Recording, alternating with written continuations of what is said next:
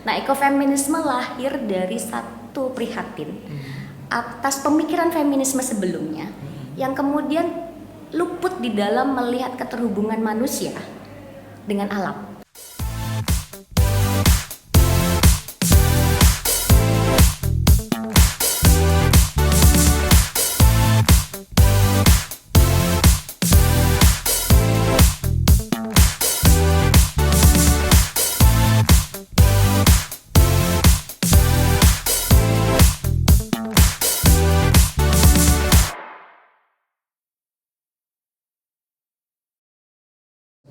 Hai Sobat Hutan, selamat datang di Forest Talk, obrolan santai seputar kehutanan yang ringan, kekinian, dan menyenangkan. Ketemu lagi nih sama gue, Pardipa, yang akan nge-host acara ini. Dan kali ini kita udah kedatangan tamu dan akan membahas tema yang menarik nih. Temanya tentang ekofeminisme, hutan, dan perempuan. Dan kali ini kita udah kedatangan tamu yaitu Mbak Taza. Halo Mbak. Hai, Pai. Halo Mbak, gimana kabarnya nih Mbak? Alhamdulillah sehat. Gimana kabar? Baik, hujan-hujan ya Mbak tadi ya? Iya, Depok hujan, Wow. nyampe Bogor disambut hujan, luar biasa. Gimana kabarnya Mbak Taza? Alhamdulillah sehat. Sehat ya Mbak ya? Yes. Hujan-hujan nih Mbak Taza dari Depok, tetap semangat nih untuk share tentang ekofeminisme nih Mbak. Iya dong, ini renyah nih kalau kita ngomongin ekofeminisme, apalagi soal hutan kan? Wah, menarik banget hutan dan perempuan ternyata ya. Ada kaitannya ya Mbak tentu ya. saja. Nah, mungkin nih Mbak, apa sih kesibukannya Mbak Taza sekarang nih? Mungkin Sobat Hutan pengen tahu nih Mbak. Aku itu sebetulnya lebih banyak sekarang ya. Yap. Sibuk memang kuliah. Oke. Saat ini ngambil pasca antropologi di UI. Oke. Yes. Lagi ngerjain tesis. Ribet banyak urusannya. Pasti ribet. Tapi saya juga masih terlibat sebetulnya penguatan koorganisasian teman-teman perempuan adat di Kalimantan Timur. Oh, Khususnya perempuan aman Lobawe. Oke. Itu menarik banget nih Mbak, terkait dengan lingkungan pasti berbicara dengan perempuan nih. Nah, tema kita kan ekofeminisme nih Mbak. Mungkin Mbak Taza bisa cerita sedikit apa sih ekofeminisme, terus juga feminis sama gender gitu, biar Sobat Hutan juga tahu nih Mbak. Iya. Karena banyak ya orang kemudian kalau saya tangkap Iya. agak kesulitan tuh membedakan apa itu gender, apa itu feminis, apalagi Betul. ekofeminisme. Karena hampir sama semuanya. Iya, gitu kan, rumit gitu kan. Tapi kan kita harus kembali lagi sebetulnya. Gender itu apa? Gender itu kan sebetulnya adalah satu konsep. Oh, konsep. Satu Oke. konsep gitu, yang lahir memang dari pemikirannya feminis. Jadi feminisme itu satu paham pemikiran, Oke. gagasan, termasuk ideologi, yang salah satu alat analitisnya adalah gender. Oke, gender itu ya. Ya, so apa itu gender? Itu kan Ya, kemudian betul. pertanyaannya. Nah, gender ini adalah satu konsep yang dihadirkan dalam menggugat. Gitu ya. Kalau saya bilang menggugat, satu konsep yang kemudian disebut sebagai jenis kelamin yang dianggap sebagai urusannya dengan peran. Oh, apa? Role ya? Peran yang Ya. dianggap sebagai sesuatu hal yang alami. Oke. Ketika saya bilang jenis kelamin, kita paham bahwa itu secara biologis kan. Betul. Manusia dibedakan jenis kelaminnya, perempuan gitu kan dan laki-laki. Tapi nggak cuma itu sebetulnya yang bekerja. Di dalamnya ternyata ada peran. Ketika kamu manusia berjenis kelamin bervagina, Iya. ya, maka seakan-akan punya peran bahwa urusanmu di dapur. Wah, identik banget tuh. Ya kan? Kalau Identik laki-laki ya. enggak nih, gitu kan? Di banyak bacaan dulu kita waktu masih muda-muda, masih unyu-unyu gitu. Betul, Laki-laki kerja. bekerja di luar. Betul, kerja Betul di luar. kan? Nah, perempuan di dapur aja. betul. Betul. Nah, gender itu sebagai konsep hadir untuk bilang enggak. Oke. Itu bukan sesuatu hal yang alamiah. Yang alamiah adalah jenis kelaminnya. Oke.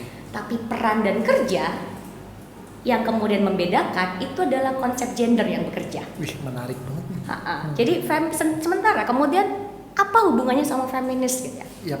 Feminis kalau bahasa sederhananya bisa disebut orangnya gitu ya, mengaku saya adalah seorang feminis. Tapi sebetulnya akarnya adalah bicara feminisme. Kembali lagi saya bilang dia adalah paham. Peran tadi. Isme gitu Isme kan. ya, Isme, dia adalah pemikiran, dia adalah satu ideologi.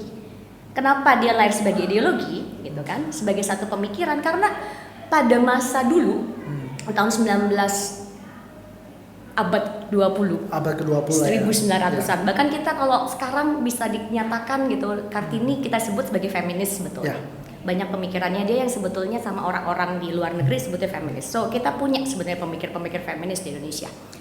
Dia lahir sebetulnya dari satu keprihatinan. Kenapa ketika pada masa bangsa-bangsa bicara soal kemerdekaan dan kebebasan, perempuan malah tertinggal. Betul. Gitu kan? Yang paling muncul misalnya di Amerika di tahun abad 19, ketika semua orang bicara soal partisipasi publik, bicara soal pemilu, perempuan nggak mendapatkan hak pilih pada masa itu. Oke, kenapa kita bicara kemerdekaan kok malah perempuan tertinggal? So itu sebetulnya gagasan besar soal nasionalisme, gagasan besar soal kebebasan hak berpolitik, malah perempuan tertinggal. Maka muncullah kemudian feminisme dari beragam aliran, nggak cuma satu pada dasarnya. Gitu kurang lebih, Pak. Jadi makanya identik banget ya, karena feminisme tuh kebanyakan orang ya identik dengan perempuan aja. Betul. Padahal enggak. Sekarang gini, banyak sebetulnya orang atau pemikir yang bicara soal perempuan. Betul. Betul kan? Misalnya contoh yang paling sederhana kalau kita paham pemikirannya Freud, gitu ya, yang menjelaskan bahwa perempuan itu memang dasarnya secara alamiah memang terdiskriminasi. Memang begitu nasibnya mereka. Nggak usah disibuk. Memang begitu posisinya. Identiknya yang lemah. Yang lemah. Udahlah, mereka memang lemah dasarnya. Di dapur aja deh. Ya, gitu kan. Dia ngomongin perempuan tetapi tidak menjelaskan kenapa perempuan dalam posisi lemah. Dia tidak bicara kalau lemah harusnya kan diperkuat, diberdayakan. Bukan disingkirkan. Bukan kemudian dibiarkan. Ya. Gitu kan. Itu pemikiran yang bicara perempuan tapi tidak bicara tentang pemberdayaan perempuan. Itu bukan feminis. Feminis akarnya cuma dua. Poinnya cuma dua. Satu, dia berbicara soal perempuan dan menjelaskan kenapa posisi perempuan terdiskriminasi di beragam aspek. Dan bagaimana caranya membuat perempuan merasa bebas atas dirinya. Menarik banget. Itu feminis. Nah, progresnya. Tadi kan Pai bilang bahwa feminis itu cuma ngomongin perempuan ya, yang ngomong ngaku-ngaku feminis cuma perempuan, laki-laki gimana gitu kan. Menarik tuh. Nah, ini yang banyak orang salah paham. Feminis itu pada perkembangannya nggak cuma ngomongin perempuan. Kenapa? Karena mereka juga menyadari bahwa laki-laki juga punya dampak, jadi korban. Ya. Walaupun lebih banyak ya. Lebih banyak perempuan tentu. Fokusnya pada perempuan. Tetapi feminis pada perkembangannya adalah melihat bahwa kenapa ada ketimpangan gender antara laki-laki dan perempuan. Ini yang paling sederhana ya. Ternyata perempuan memang dirugikan paling dalam, tapi laki-laki juga dirugikan. Dan akhirnya fokusnya mereka adalah feminis yang lebih progresif, bagaimana membangun satu tatanan sosial yang lebih setara antara laki-laki dan perempuan. Itu poinnya sebetulnya. Jadi bukan cuma ngomongin perempuan aja, enggak. Bicara soal relasi gender yang lebih setara. Nah, jadi Sobat Hutan tuh inget ya, feminisme itu luas banget. Karena dia dalamnya juga berbagi peran juga gitu kan. Nah, terkait ekofeminisme nih, Mbak Taza. Betul. Itu menarik banget nih, Mbak. Terkadang kan kalau perempuan itu tadi ya, kebanyakan stigma umum itu kan disingkirkan nih, Mbak. Nah, kira-kira ada nggak sih hubungan antara ekofeminisme dengan gerakan penyelamatan hutan atau lingkungan nih, Mbak? Nah, ini menarik memang menarik dan memang berat ya. Tapi aku akan berusaha untuk membuatnya sederhana sih. Menarik nih. Nah, ekofeminisme itu sebetulnya salah satu aliran dari feminisme. Feminisme itu banyak banget alirannya. Dan itu bukan sesuatu hal yang kemudian seolah-olah jadi kamu feminisme yang itu, kamu feminisme enggak. Tapi itu sebagai satu upaya untuk merayakan selebrasi keberagaman. Itu kan prinsip dasarnya ya. Dia tidak dalam rangka untuk bilang kamu ini, kamu itu, enggak. Nah, ekofeminisme lahir dari satu prihatin atas pemikiran feminisme sebelumnya yang kemudian luput di dalam melihat keterhubungan manusia dengan alam. Oke. Nah, pada masa itu gitu ya, feminisme melihatnya seakan-akan perempuan itu nggak ada hubungannya sama alam. Menjadi perempuan itu adalah produk sosial, bukan produk alam. Nah, ekofeminisme menghadirkan sesuatu hal yang baru sebetulnya. Ingin menyatakan bahwa perempuan punya kaitannya dengan alam. Tubuhnya adalah alam. Keterhubungannya di mana? Dia menciptakan kehidupan. Alam juga begitu. Dia menciptakan kehidupan dan juga merawat kehidupan. Jadi ekofeminisme berbeda sebetulnya dari pemikiran-pemikiran feminis sebelumnya yang lebih melihat menjadi perempuan adalah konstruksi sosial. Ekofeminis melihat bahwa perempuan tidak bisa lepas dari alam karena ada kesesuaian dengan alam, yaitu menciptakan dan merawat hidup. Itu ekofeminis. Menarik banget ya, karena kalau berbicara alam, aku selalu ingat nih kalau misalnya hutan di Indonesia Timur ya, atau dimanapun gitu, mereka menganggap hutan itu sebagai ibu. Yes, betul. Ya nggak sih? Betul banget. Maksudku ya ini sebagai sumber kehidupan gitu kan, karena mereka juga sebagai sumber kehidupan, juga tempat hidup semua makhluk gitu kan. Nah tadi nih Mbak, terkait ekofeminisme nih Mbak, nah kira-kira nih Mbak, apakah dalam setiap kali gerakan lingkungan nih kita harus memasukkan perspektif tadi itu ekofeminisme dalam gerakan penyelamatan lingkungan? Dan pentingkah gitu kan? Ini pertanyaan yang penting. Kalau buat saya kan gini ya. Ya. Ketika satu gagasan besar soal kebebasan, soal bagaimana kemudian masyarakat bisa menentukan hidupnya sebagai satu otonomi, maka dia juga tidak boleh meninggalkan perempuan. Itu yang pertama. Dari entah tahun keberapa gitu sampai sekarang kita ngomongin soal kemerdekaan bangsa, kita ngomong soal pendidikan, kita ngomong soal partisipasi, tapi perempuan berkali-kali mengalami ketertinggalan, ditinggal lebih tepat. Begitu juga ketika kita bilang penyelamatan hutan. Kita harus mempertanyakan dulu, apakah penyelamatan hutan yang kita berjuangkan meninggalkan perempuan atau tidak? Itu satu. Misalnya juga gitu kan, ketika kebijakannya pemerintah gitu ya, bicara soal hutan, apa sih sekarang yang nggak muncul dari pemerintah soal bicara soal kemakmuran rakyat gitu ya, apapun atas nama pretextnya gitu, ngomongin kemakmuran rakyat. Tapi pernahkah mereka melihat dari perspektif perempuan, melihat bagaimana hubungan perempuan dengan hutannya? Kalau menggunakan ekofeminisme, ketika hutan rusak, tubuh itu rusak, tubuh perempuan. Vandana Shiva dalam bukunya Staying Alive itu clear menunjukkan ketika hutan rusak, tubuh perempuan rusak. Kenapa? Satu, kekerasan terhadap perempuan terjadi. Laki-laki yang dulu punya agresivitasnya disalurkan melalui berburu di hutan, hutannya hilang. Benar. Agresivitasnya kemana? Agresivitas itu kan satu hal yang alamiah, dan itu mostly kebanyakan ada di tubuh laki-laki. Itu perlu disalurkan, kenalah perempuan. Betul.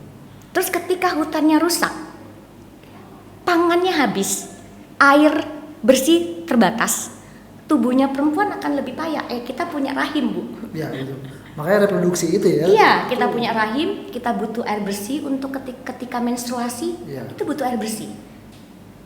Jadi kebayang, ketika hutan rusak, dia nggak cuma mempengaruhi aspek pangan hilang, tapi sampai kesehatan reproduksi, kesehatan tubuh itu kena. Saya menemukan itu di Papua sebetulnya. Jadi waktu saya riset tahun 2012 terkait soal Merauke Integrated Food and Energy Estate atau disebut BIFE, itu sangat menggambarkan bagaimana yang digambarkan oleh Vandana Shiva yang terjadi di India. Jadi ketika hutan mereka dalam skala besar habis, laki-laki susah berburu, perempuannya kemudian banyak mengalami kekerasan. Pangan semakin sulit karena buruan semakin jauh, gitu kan? Akses pangan semakin jauh. Perempuan kemudian mendahulukan pangan yang tersedia, yang mereka dapatkan untuk anak-anaknya. Gizinya akhirnya si ibu makin merosot. Itu yang beneran terjadi, Pak. Bener ya, ternyata peribahasa kasih ibu sepanjang masa itu. Iya, betul banget. Itu makanya, dan dimanapun ya perempuan terus dimuliakan gitu kan. Dan perempuan itu identik dengan alam, berarti kan alam itu dijaga, dilestarikan gitu kan. Itu menarik banget. Nah, kalau berbicara itu menarik banget nih, Mbak Taza nih. Ada nggak sih Mbak sosok gitu ya, yang menurut Mbak Taza nih perjuangan itu inspiratif banget gitu. Entah itu mau di luar negeri atau di Indonesia gitu, yang sehingga membuat Mbak Taza tuh tetap berjuang gitu di jalur ekofeminisme gitu. Banyak ya sebenarnya, Pak. Banyak sebetulnya. Dia ada di mana-mana sebetulnya. Tapi saya ingin menggunakan kesempatan ini karena memang saya terpanggil sebetulnya untuk kasus Waduk Lambu atau Waduk Mbai yang di NTT, di Nagekeo. Bagaimana perempuan adatnya memang berjuang untuk menyelamatkan lingkungannya, ruang hidupnya, gitu ya. Perempuan adat Rendu, Lambo dan Dora yang mereka kemudian bilang sama pemerintah, jangan di lokasi itu, jangan di Lowose untuk bangun waduk, karena itu akan menghancurkan kami. Mereka bahkan sampai melakukan aksi telanjang dada untuk bilang bahwa ketika pemerintah menggunakan Lowose untuk membangun waduk, itu sama saja seperti mereka membuat alam ini rendah serendah-rendahnya. Alam ketika dilihat lebih rendah dan manusia lebih unggul, adanya kan hubungan yang eksploitasi, ya kan, ekstraksi, hubungannya asimetris. Ketika mama-mama itu membuka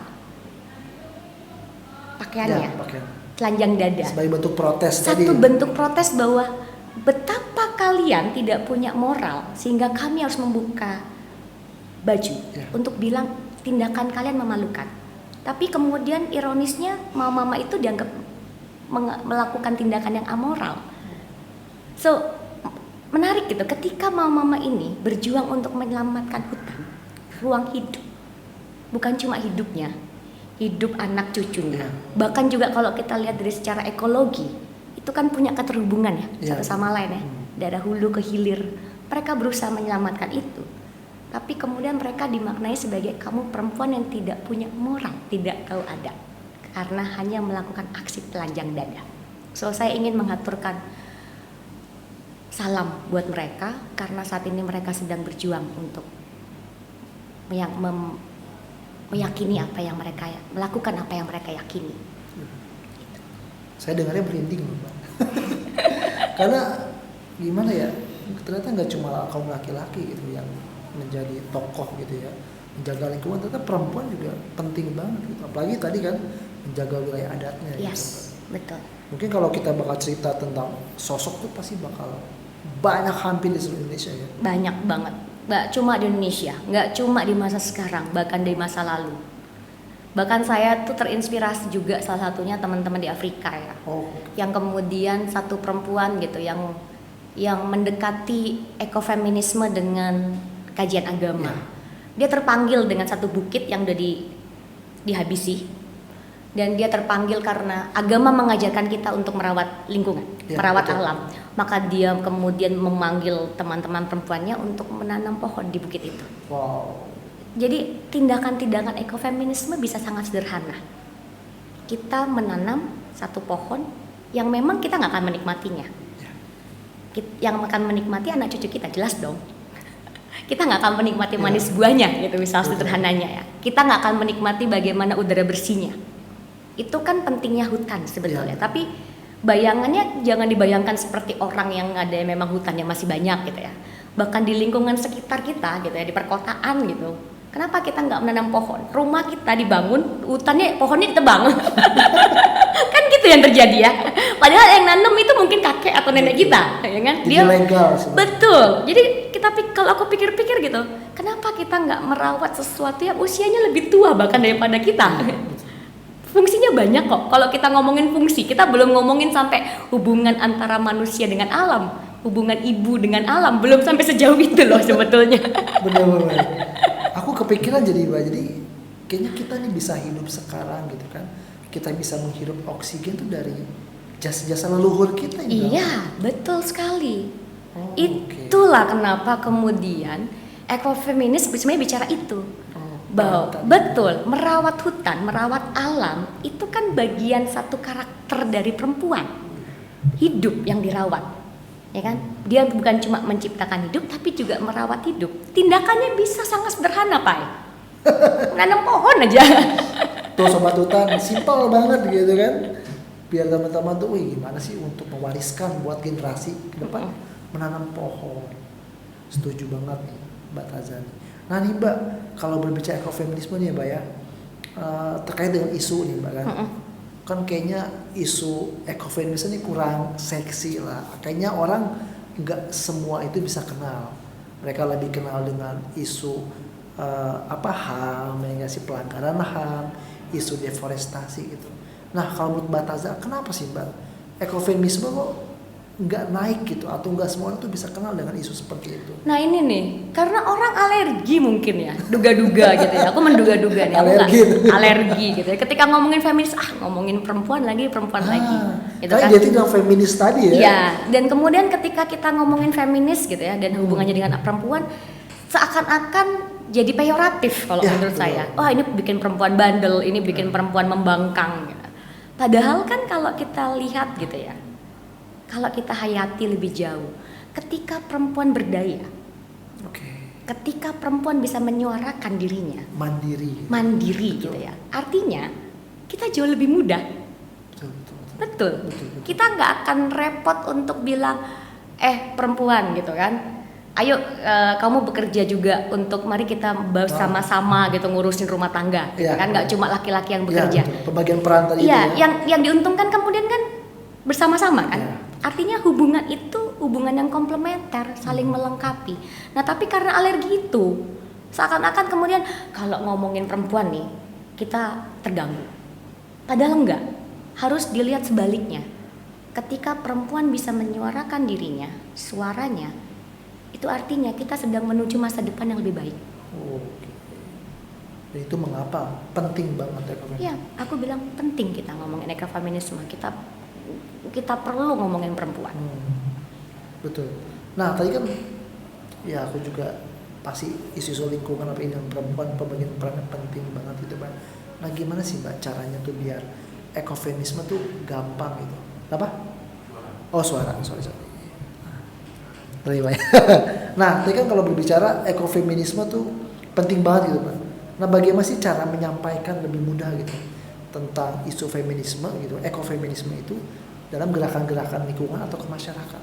Wah, itu PR besar itu. Wah, nah ini menarik nih biar kita Itu tahu juga PR gitu. besar ya. Tapi saya belajar soal feminisme itu belajar dari pengalaman sendiri dulu. Wih, menarik nih kayaknya. Bisa ceritain mungkin? Jadi saya harus menjelaskan kenapa saya sebagai perempuan gitu ya mengalami satu situasi diskriminasi di banyak tempat. Oh, oke. Itu dulu, ngomongin feminis dulu deh, belum ngomongin ekofeminis. Oke. Jadi harus itu dulu. Kalau kemudian dari keluarga, dari komunitas atau kampung, baru kita buka ke negara. Oke. Lalu dihubungkan dengan sumber daya alam, air, hutan, pohon, ladang kebun, atau cuma pekarangan rumah gitu ya kalau di teman-teman di perkotaan. Dari situ kemudian kita bisa lihat apa relevansinya ekofeminisme dengan kehidupan kita sebagai perempuan dan juga laki-laki sebetulnya. Karena feminisme nggak cuma bicara perempuan tapi juga laki-laki. Karena ngomongin gender, relasi gender yang setara. Itu sih Pai menurutku. Dan memang bagaimana membuat itu renyah dibicarakan itu dulu sebelum ngomong renyah. Mari kita bicarakan soal apakah itu bisa mudah dikunyah orang atau belum bisa dikunyah, nggak apa-apa. Yang lebih buruk dari tidak daripada susah nih gitu. Ada yang lebih buruk daripada itu ketika tidak dibicarakan. Oke. Ketika cuek ya, itu kan ya. Itu lebih berbahaya itu. Ternyata setelah obrolan ini Mbak Taza, aku sadar gitu, penting banget ternyata gitu kan. Dan itu nggak akan hancur ketika kita nggak membicarakan ini. Gitu. Yes, banget. Yang pertama bicarakan dulu soal caranya mudah atau renyah itu soal nanti, itu proses belajar pada akhirnya. Kalau menurutku, gitu Pak. Wih, seru banget kayaknya. Nah ini Mbak, apa sih Mbak pesan untuk Sobat Hutan nih Mbak terkait dengan ekofeminisme nih Mbak agar mereka juga bisa diterapin nih dalam gerakan-gerakan penyelamatan lingkungan. Jangan alergi dulu deh. Oke. Itu tuh yang biasanya alergi ya. Seakan-akan kemudian bahwa aduh ini susah dilakukan. Aduh ketika ngomongin perempuan nih gimana caranya? Bingung gitu kan. Itu saya temukan di teman-teman gerakan gitu. Ketika ngomongin perempuan adat, ketika ngomongin perempuan di aspek hutan gitu ya, di hutan punya satu kegagapan. Tapi jangan biarkan kegagapan itu membuat kita nggak melakukan apa-apa. Oke. Itu PR besar tuh. Atau kemudian merasa kayaknya kita harus ngomongin advokasi negara nih. Ini dulu deh, perempuan ntar dulu. Iya, ntar dulu tapi nggak diurus. Itu kritik ya? Ya. Bukan cuma kritik kritik dari kaum feminis, tapi juga teman-teman gerakan sumber daya alam yang perempuan-perempuan juga mengkritik itu sebetulnya. Makanya kenapa kemudian banyak organisasi perempuan muncul kan di dalam isu sumber daya alam, hutan gitu. Karena pengen bilang bahwa urusan perempuan itu juga bagian dari urusan yang lebih besar. Jangan cuma gara-gara kita bingung, kita nggak tahu gimana cara ngurusnya. Kayak serem gitu kan. Terus ketidaktahuan. Tidak tahu adalah sebagai awal untuk belajar. Belajar dulu. Jangan alergi aja. Itu sih kalau aku. Pertama itu dulu. Soal nantinya bagaimana, itu belajar lagi. Ini menarik banget. Jadi teman-teman Sobat Hutan nih dimanapun, kalau mendengar kata ekofeminisme gitu ya, jangan serem dulu gitu kan. Belajar gitu, jangan alergi, karena itu penting banget. Dan setelah obrolan ini juga ternyata peran perempuan itu penting dan vital banget. Dari seluruh aspek gitu. Dari seluruh aspek, betul sekali. Mungkin apalagi udah beres sih Bang, udah beres ya? Cepat ya. Kira-kira tambah lagi Bang, maksudnya untuk ngebahas apa gitu. Nah ini Mbak Taza nih kan, tadi Mbak Taza bilang nih peran perempuan ya dalam gerakan penyelamatan lingkungan nih Mbak. Nah kalau kita lebih spesifik kan bakal lebih penting nih, dan lebih menarik, lebih crunch gitu kan. Bagaimana nih Mbak kalau peran perempuan nih dalam bidang advokasi terhadap gerakan lingkungan? Yes, ini penting nih ketika memang gerakan lingkungan ya, gerakan penyelamatan hutan lagi kenceng-kencengnya, apalagi COP26 ini kan, ngomongin soal perubahan iklim dan hutan gitu. Tapi saya pengen bilang seperti ini sebetulnya. Advokasi jenis bagaimana sih? Jenis apa sih yang kemudian memberikan ruang untuk perempuan terkait hutan atau alam?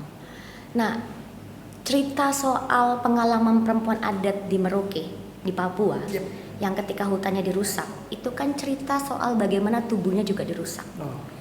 Nah itu juga jadi satu bahan narasi yang memang harus hadir dalam advokasi penyelamatan hutan. Dia nggak bisa cuma sekedar bahwa hutan hilang, hutan primer hilang, deforestasi terjadi, tapi dia juga harus bicara soal bagaimana sih itu berdampak sampai ke hal yang paling intim terhadap perempuan, tubuhnya. Itu harus muncul. Lalu apa sih pemaknaan hutan bagi perempuan adat atau perempuan yang memang di hutan gitu ya, hidup dari hutan? Itu muncul. Sehingga narasi advokasi penyelamatan hutan bukan cuma dalam rangka melayani negara. Saya bilang melayani negara ya, karena memang itulah kontestasinya, betul kan? Tetapi masalahnya narasi dalam kacamata ekofeminis, narasi yang kemudian kita ikut dalam alur negara, itu narasi yang sangat hegemonik. Ya kan? Narasi hutan primer, narasi hutan sekunder, ngomongin deforestasi, itu kan sangat hegemonik. Dia mengabaikan sebetulnya pengalaman-pengalaman perempuan terhadap hutan yang intim. Itu lebih menarik gitu. Itu lebih menarik. Apa sih hutan bagi perempuan?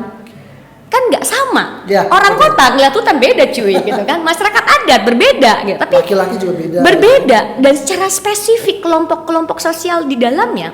Melihat hutan seperti apa? Misalnya, anak muda ketika di hutan melihatnya sebagai arena bermain. Traveling. Yes, betul. Beda kan dengan orang tua. Betul kan? Berbeda. Oh, ini adalah tempat sakral, ini leluhur. Sangat berbeda. Nah, itu adalah ruang kosong yang nggak pernah muncul. Menarik banget. Iya kan? Kalau kita terus-menerus melayani narasi negara, kita akan mengabaikan yang ini nih, yang sebetulnya lebih penting. Suara mereka bertahun-tahun, berabad-abad mungkin dianggap nggak relevan. Nggak relevan loh itu. Ketika kita bicara soal gerakan penyelamatan, pertama adalah buat saya, buat mereka si subjek berbicara untuk dirinya sendiri. Hadirkan mereka, hadirkan suara mereka. Begitu juga perempuan. Narasinya spesifik sekali, Pak. Itu yang harus hadir dulu, kasih dulu deh ruangnya, biarkan mereka ngomong. Itu aja kalau aku. Benar-benar luas banget ternyata. Tadi kepikiran tuh kalau buat anak muda hutan ya buat traveling. Terus juga nggak kepikiran kalau kalau orang zaman dulu gitu, orang tua yang mereka buat itu sesajen atau ya buat menjaga lingkungan. Betul. Itu sangat ekofeminisme sekali kan sebetulnya. Dari banyak aspek kita bisa lihat. Ternyata luas banget dan semakin kita spesifik semakin menarik banget. Semakin menarik. Kita bisa menjelaskan banyak hal. Oke, Mbak Taza. Makasih banget nih Mbak atas waktunya udah sharing-sharing nih sama kita Forest Watch Indonesia. Makasih sama-sama diundang di sini di Forest Watch Indonesia. Semoga kita bisa berkolaborasi Mbak ke depannya. Semoga, amin. Oke, terima kasih banget buat Sobat Hutan yang udah menyaksikan podcast kita di Forest Talk kali ini dan bahasanya menarik ya tentang ekofeminisme. Nah, jangan lupa juga follow media sosial kita di @fpi.or.id dan jangan lupa juga nih follow dari narasumber kita. Apa Mbak media sosialnya ada Mbak? Ada, aku @muntaza25x. @muntaza ya. Jadi teman-teman jangan lupa follow dan kita berkolaborasi ke depannya. Dan makasih banget buat teman-teman, semoga kita bisa berkolaborasi dan sampai jumpa di Forest Talk minggu depan. See you semuanya. Yeay. Makasih banyak. Makasih.